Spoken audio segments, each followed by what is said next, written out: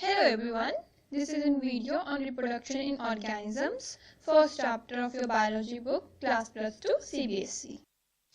Well, in my previous videos, I explained about reproduction, then about types of reproduction, that was sexual and asexual, then about types of asexual reproduction, right? So in this video, I am going to explain you about vegetative propagation, okay? This is also a form of asexual reproduction. So, as the name says, vegetative propagation. It actually means propagating something from the vegetative parts of a plant. Now, let me make you all clear that every organism has two body parts. Two body parts means we can divide the body parts of an organism into two categories. First are reproductive, that reproduce, and the other are vegetative, which do not reproduce. So, we can also say that producing or reproducing new progeny from the non-reproductive parts is also known as vegetative propagation. Okay? Well, it sounds unusual that how are the non-reproductive parts going to reproduce? But well, they reproduce, and we will discuss about this only in this video. Okay? Here I have written some points on vegetative propagation. So if you want to note them for your notes, you can. Here in these diagrams, you can see some of the vegetative propagules. Vegetative propagules are those structures which do vegetative reproduction. Okay, I'll tell their details further. So we can classify vegetative propagation into two types. First is natural and the next is artificial method. When we talk about natural, we are saying about those methods in which the vegetative propagules are formed themselves and they disperse, and under suitable conditions they grow and form new plants. This whole method is done without human involvement. When we say about artificial method, it is also called horticulture, and the people who performs it are called horticulturists. Okay, in this method, the humans have developed many new ideas like artificial hormones, etc., for growing various plant varieties. First, I will explain you the natural methods of vegetative propagation. So there are total 7 types of vegetative propagules which perform vegetative reproduction. First are roots. Both types of roots, that is taproot and adventitious root, can perform vegetative propagation. I have written some examples. Second is shoot, or what we call is aerial stems. These are actually phylloclades. Now let me tell you what are phylloclades. They are modified stems which are flattened like that of a cactus. If they are broken and kept in soil, then they can grow into new plants. The third one are leaves. They usually have adventitious buds present on them which helps in propagating new plants. Here I have given 2 examples of begonia and bryophyllum. Fourth one is bulbil. They are also a type of bud but usually fleshy. Fifth is turons. They are also swollen buds, but they have good reserves of food. So they can withstand unfavorable conditions like that of winter and can germinate in spring. Here in these diagrams, you can see different type of vegetative propagules which perform vegetative reproduction. Now is the 6th vegetative propagule, that is underground stems. It is of 5 types. First is tubers. They have a node, or what we call is an eye on them, which can produce new individuals. Second is bulbs. These are underground condensed shoots which may have 1 or more buds. The bulbs contains buds within them like that of an onion. Next comes corms. These are unbranched swollen underground stems having circular nodes having buds on them. Then comes rhizomes, which have good reserves of food, thus can go through unfavorable condition. Last one is suckers. These are cylinder shoots which develop from basal parts of the aerial shoots and grow new aerial shoots after some distance. In these diagrams, you can see all the 5 types of underground stems. Number 1, you can see rhizome, then you can see a swollen corm, then you can see a bulb. The bud are present inside this bulb. Then you can see a tuber. from where the new shoots are propagating. Then you can see suckers. You can see how new aerial stems are coming after some distance. The last, seventh vegetative propagule are creeping stems. They are of three types. First are runners. Such stems stay close to the ground and after some intervals form new buds. Next are stolones. They are horizontal branches like runners and have buds present on them. The third one are offsets. They are also like runners but longer in size and are usually present in aquatic plants. In these diagrams, in the first diagram, you can see terminal buds present on stolones. In the second, you can see offsets, and in the third, you can see runners and the buds on it. Now, I am going to talk about artificial methods of vegetative propagation.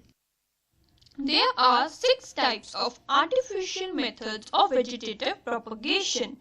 Number 1 is cutting. In this method, a small portion of root, stem or leaf is taken and then artificially propagated with the help of artificial hormones. Cutting can be broadly classified into 2 categories. Number 1, root cutting, and number 2, stem cutting. In root cutting, a small portion of root is taken and then artificially propagated.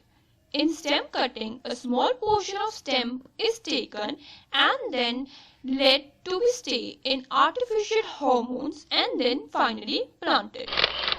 Here in these diagrams you can see how the cutting method is performed.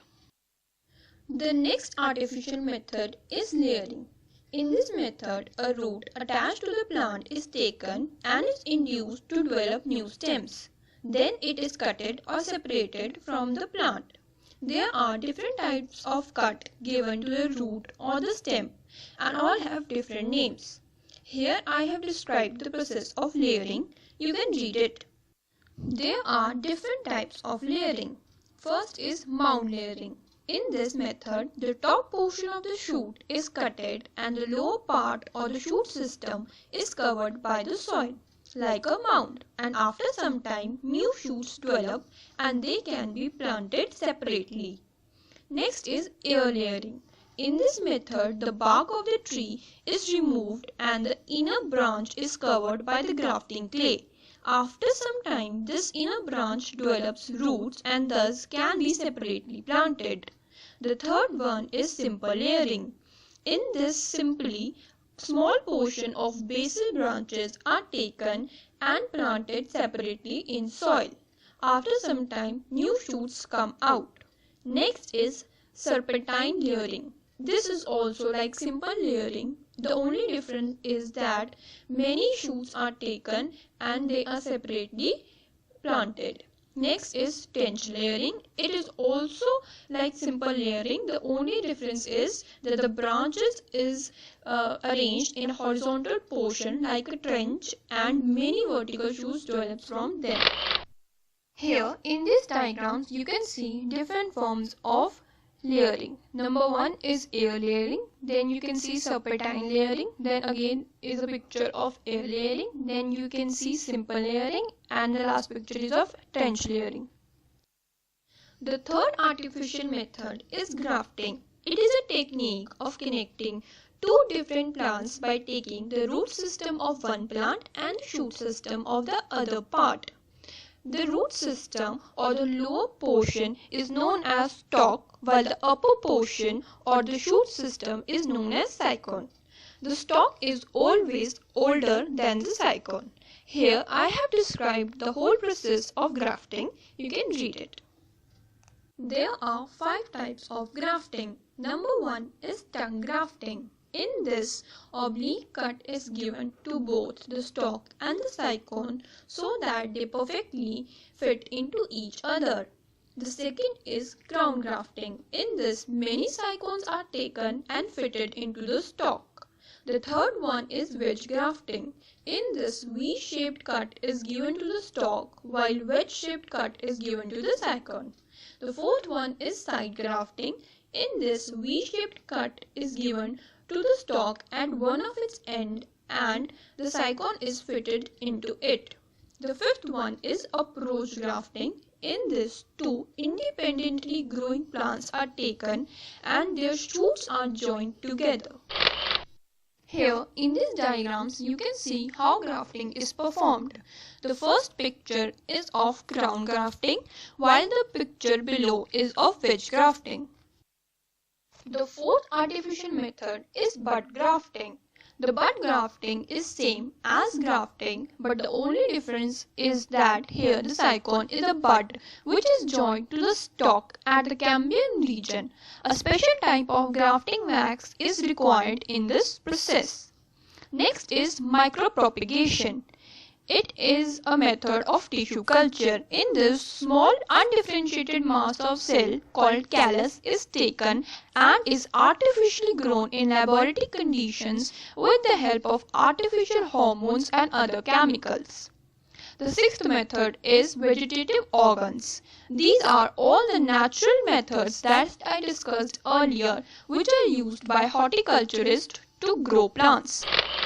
Here in these diagrams, the first diagram is of tissue culturing and the second diagram is of bud grafting.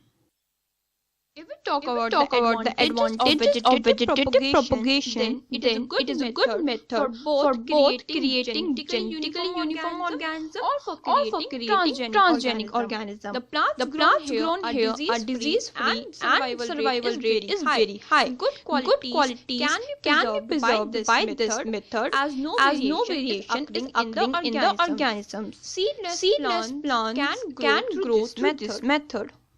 Disadvantages of vegetative propagation, we can say that vegetative propagules usually indicate that they are usually covered by soil or other substances which usually do not allow them to germinate, thus they get decayed, and they are also prone to many diseases. As no variation occurs in these organisms, thus they show very low adaptability to the changing environment. Thirdly, no disposal of vegetative propagules takes place. Thus, many plants are grown in the same region. This lays stress on the available resources.